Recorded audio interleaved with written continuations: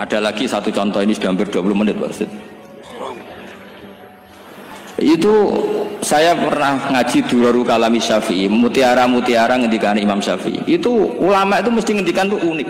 Tadi saya sudah cocokkan sama Bupati, tak tanya, Pak Bupati, saya ini punya ilmu dari Bapak, mungkin pas untuk jinan pakai. Kata Bapak, urip iku padha wae, ngadepi kanca mbek musuh padha wae, malah kadang ribet kanca. Dulu saya itu iskal itu janggal. Tapi setelah ngaji Durarul Kalami Syafi'i yang ada di Muqaddimah kitab Majmu', Muqaddimah Syarhul Mu'adzab Imam Nawawi, itu Imam Syafi'i nak ngendikan gini, man ahsana ilaika faqad qayyadaka. Wong apiki kowe nyancang kowe. Kaya Pak Ros itu apian mbek aku, ngene sarang sowan mampir, gayane apian, jebule nyancang. Awas nara teko ning Demak.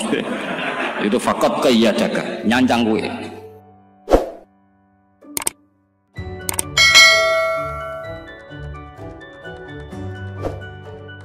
Tidurnya umatnya Rasulullah itu luar biasa, terutama tidurnya orang puasa.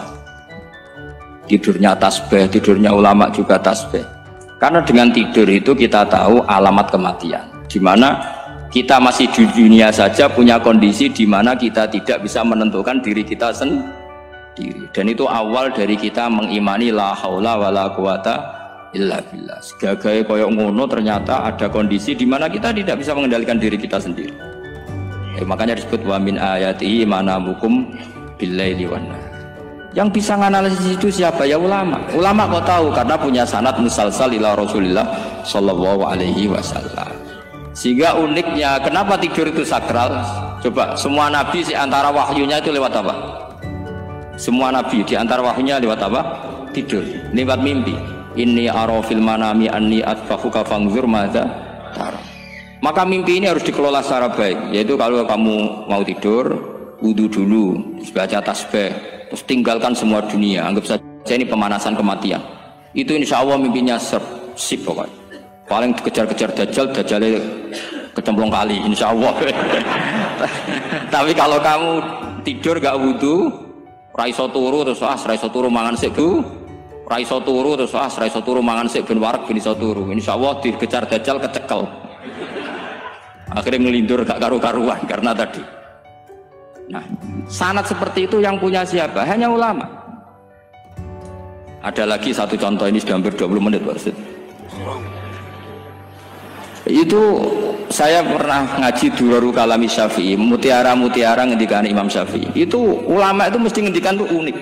Tadi saya sudah cocokkan sama Bupati, tak tanya, Pak Bupati, saya ini punya ilmu dari Bapak, mungkin pas untuk jinan pakai. Kata Bapak, urip iku padha wae, ngadepi kanca mbek musuh padha wae, malah kadang ribet kanca. Dulu saya itu iskal itu janggal. Tapi setelah ngaji Durarul Kalami Syafi'i yang ada di Muqaddimah kitab Majmu', Muqaddimah Syarhul Mu'adzab Imam Nawawi, itu Imam Syafi'i nak ngendikan gini, man ahsana ilaika faqad qayyadaka. Wong apiki kowe nyancang kowe. Kaya Pak Ros itu apian mbek aku, ngene sarang sowan mampir, gayane apian, jebule nyancang. Awas nara teko ning Demak. Itu faqad qayyadaka, nyancang kowe. Tapi waman asaa ilaika faqat atlaqaka. Wong sing eleki kowe iku penak bebasno kowe. Kowe tau diutangi wong kancamu ta musuhmu? Sing biasa utang kowe lho. Kanca. Kowe numpak mobil ketemu musuh enak ra usah nawani, nek ketemu kanca monggo bareng. Sing ngel-ngelo kowe kanca ta musuh? Artinya gini, kanca ya barokah, nggo perjuangan, musuh ya barokah mergo ora tau utang. Jadi segampang itu ulama melihat kehidupan tuh. Man ahsana ilaika faqad qayyadaka wa man asaa ilaika faqad atlaqaka. Jadi akhirnya kita hidup itu berkah terus. Di kanca ya enak kados kula di kanca Gus Zofur nak kula mboten saged fikih musyawarah, ra iso tasawuf musyawarah. Di kanca Pak Rosid, kanca rai sederhana. Pokoknya duwe. Tadi kurang contoh. Kalau rai Arab kan enggak sederhana, Pak. Wajahnya mewah terus. Ekonominya juga sederhana, saya sama Rosid sama-sama gak kaya. Jadi ada nyontohkan kan Gus Zofur sama Gus Baknya ngebis. Memang saya sering sama Gus Zofur ngebis, sampai sekarang masih sering. Bukan karena miskin yang jelas itu pilihan itu. Jadi ulama itu segampang itu melihat kehidupan.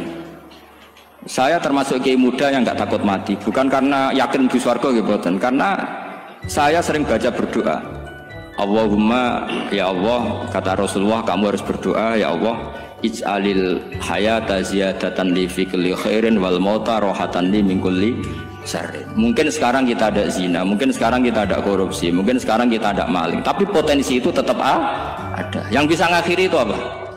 Kematian. Maka anggap saja kematian itu rohatan li min kulli syarrin, semua mengakhiri semua keburukan.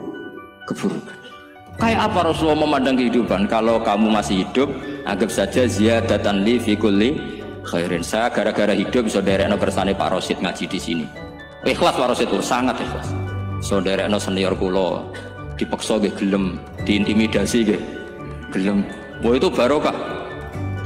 Nanti setelah saya mau mati, pikiran saya juga akan ridho-ridho saja. Ya Allah, ini akhir dari segala potensi keburukan saya. Sehingga kiai NU, kiai alim ana bajingan tukang ngemel wong kok mati. Saya iki Pak niki saya iki. Tanggane ora ono sing gelem muni saya. Kiai ini maksud, "Ayo Pak, muni saya, Pak." Mboten saya ini tempuh. Lan saya pun mati pun mboten saged nakal niku. Ya jenenge rohatan li min kulli syarrin. Kalau mayit ya rohatan lahu min kulli syarrin. Kayak apa sanad kita ke Rasulullah kabeh itu dimanage dadi ibadah. Al hayat ziyadah fi kulli khairin, al maut rohatan min kulli syarrin. Kenal Pak Rosid ya ibadah, apalagi kenal Gus Zofur ibadah, kenal Bupati ibadah, konco perjuangan. Kok kenal preman ya ibadah, konco latihan dakwah. Anggapnya latihan ngelola rehab. Kenal polisi ibadah, jaga stabilitas nasional. Kenal ABRI ibadah, jaga NKRI. Kenal orang nakal ibadah, dianggap pembina. Semua itu ibadah. Kayak apa ajaran agama ini? Semuanya baik-baik saja, tergantung niat. Tapi sanad ini siapa yang punya? Hanya ulama. Nah ulama itu siapa? Ya orang yang kamu ketemu. Dalam konteks ini Mbah Mun ngajari kita macam-macam. Mbah Mun ketemu orang siapa saja hormat. Saya kemarin bikin makalah untuk beliau, termasuk saya cerita dari riwayat Rasul Aqli Ba'dal Iman Billah At-Tawaddud ilan nas wastina'ul ma'ruf ila kulli barrin wa fajirin. Inti iman setelah akal menentukan kita iman kepada Allah, akal setelah mengantarkan logika iman kepada Allah, akal itu kita gunakan at-tawaddud ilan nas supaya kita bersikap simpatik dan melakukan kebaikan kepada siapa saja. Karena barokahnya kita simpatik nak ngandani wong nggih gampang. Misalnya kita di kiai alim sundul langit sampean mbek tangga modit ketemu wong perengut sing ape ngandel iku sapa? Sementara sing preman ayo ngopi nggonku sik tenang ae. Sing kiai ini orang pegawean gak ada kopi kowe. Akhirnya sing preman sakok di pengaruh, sing kiai ini bakil gak duwe pengaruh. Itu tidak boleh kejadian seperti itu. Makanya ada riwayat wastina'ul ma'ruf ila kulli barrin wa fajirin. Jadi kula suwun sanad-sanad seperti itu tidak boleh hilang. Saya itu kitabnya Mbah Mun Al-Ulama Al-Mujaddidun setengah hafal. Sampai sekarang masih tak baca. Kalau mau tidur tak baca. Bahkan di tas saya itu ada terus. Ya karena kalau saya di Jogja kangen Mbah Mun baca itu ketika beliau masih sugeng, apalagi sekarang. Karena jangan sampai saya ini punya fatwa yang mukhalif terhadap fatwanya Mbah Mun. Ini terutama warning sama santri sarang, nggak boleh. Terakhir itu Mbah Mun punya kecenderungan, punya pikiran kayak Yusuf Qaradawi. Ya potensi wajibnya zakat khodrowat fawakih. Ngendikan gini sama sih ingat ketika ngaji sama Gus Zofur Pak Rosid kalau Mbah Mun guyon. Wong desa iku wis melarat gegere nganti kaya akeh wae. Mbah Mun nyontokno gegere macul nganti kaya akeh gara-gara sing ditandur pari wajib zakat. Wong Sulawesi nandure kakao cengkeh. Zaman iku cengkeh Jaya. Berhubung ora akut gak wajib zakat. Padahal kaya raya. Jadi fenomena itu sering diutarakan beliau. Lama-lama beliau ngarang di Al-Ulama Al-Mujaddidun. Beliau mengutip pendapat Ibnu Katsir, tentu di era modern kayak Yusuf Qaradawi. Sebenarnya Yusuf Qaradawi sendiri bukan mujtahid, dia yang muqallid juga. Kata Ibnu Katsir, wa mimma akhrajna lakum minal ard, yang harus dizakati adalah ma itu umum, apa saja yang keluar dari bumi. Maka kecenderungan Mbah Mun akhir-akhir itu mbok yao fawakih khudrawat itu dizakati. Tapi beliau tentu tidak ilzam ya, karena beliau sangat syafi'i. Tapi ini kan saran yang baik lah menurut saya. Apa susah sih jadi wong lomo gitu. Wong jadi wong medit kok mbok bilo-bilo. Lah nek kowe takok takbirin iki Gus, nak khudrawat fawakih, melon, kakao, tebu wajib zakat. Takbire iku lomo iku apik, medit iku elek. Ngoten-ngoten mawon iki. Mumpun ngoten mawon. Assalamualaikum warahmatullahi wabarakatuh.